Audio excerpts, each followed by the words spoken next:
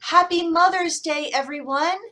It is great to know that you're out there. It has been a long and happy month since my last post. I enjoy connecting with you in this way, and I also enjoyed disconnecting for the past month. It was an adventure for me. I went to Greece for 12 nights, and I also had a couple of nights in London, England as well.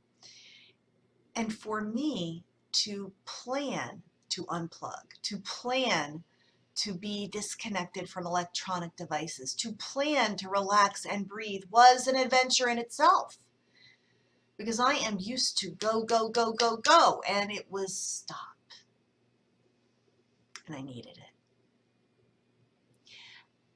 When you are approaching vacation, it's easy to think of it as an adventure, isn't it?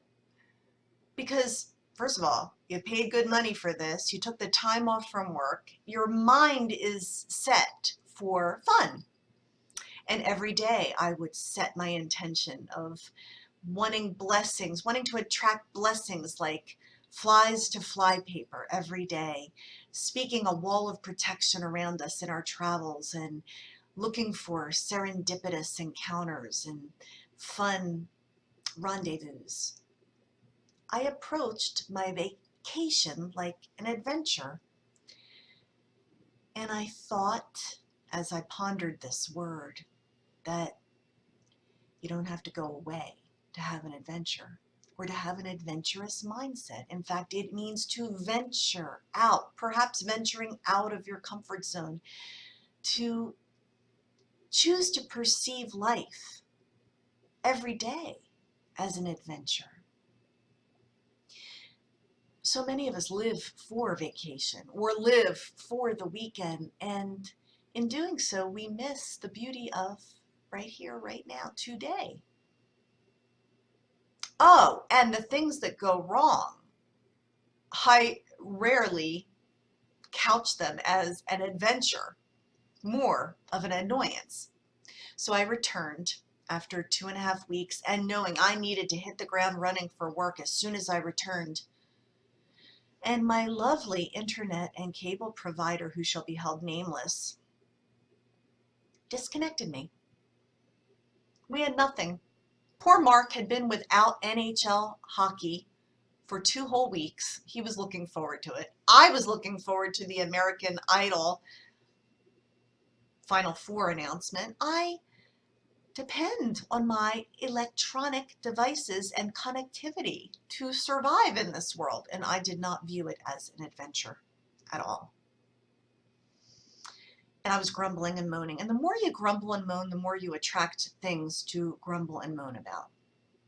So I went to bed Saturday night, determined to wake up Sunday morning and say, this is going to be fine, to perceive it more as a challenge, but not a grievance. And I was given the runaround by like 10 different people on Sunday. It's telling me that I couldn't get anything until Monday morning. Okay, fine. I have to be at work on Monday morning. I'm ready for this. I made my call at 8:01 a.m. on Monday morning and said, I know you're going to fix my situation today. I was positive. 4 hours later, still nothing, and an appointment scheduled for Wednesday. Wednesday! I needed to work.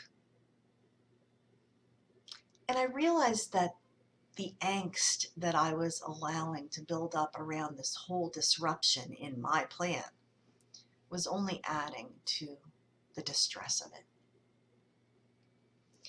And I finally realized I had to let it go.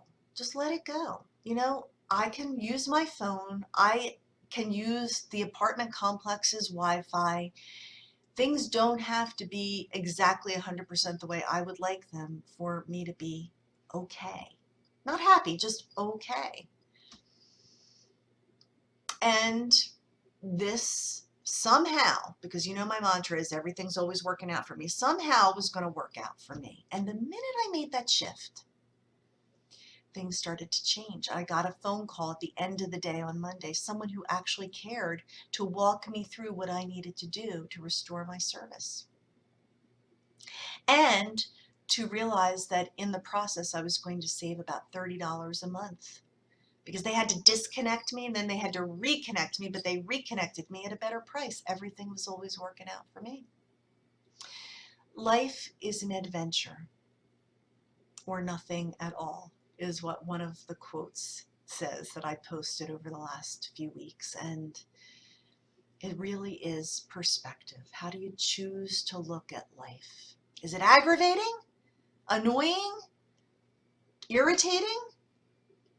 Or can we even look at those things that are disruptive as an adventure?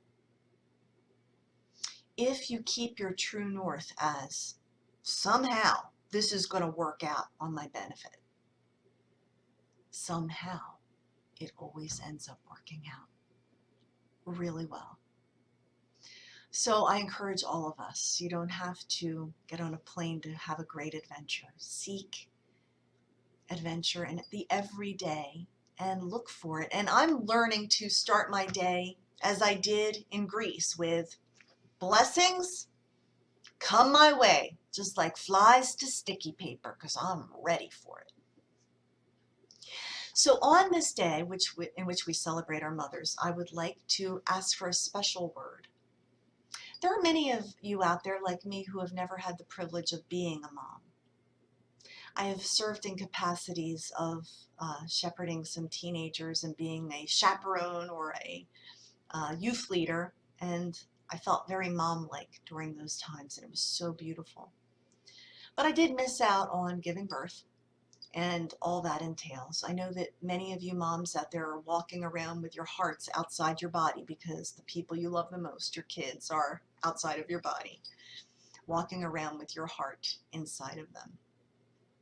So here's a word of encouragement for all the moms out there. I'm saying a prayer for all of us, and the word is joy. Finding the joy and enjoying life. I love the word joy. It's so simple. It always has an exclamation point after it. Joy, what lights you up? I was thinking the other day about an aspect of my job that just sort of, every time I think of it, I just can't get excited. But there are other aspects to my life and my job and my work that light me up, that get me all jazzed. Spending time on the things that bring you joy, and realizing you are worth having joy. Joy and strength are often linked together. So if you're feeling a little bit weak, you need to boost your joy level. And you can do that by finding things that bring you enjoyment. For the moms out there, I hope you are surrounded by love and appreciation today, because you deserve it. For those of us who are missing our moms today, I wish you joy and comfort. And for all of us, may our hearts be light. May we find reasons to appreciate and be happy and be grateful, because in all of those things is where we'll find our joy again. And I have to say, it's a joy to be back with you. And I look forward to digging into this word for the next few weeks. Have a great, joyful day.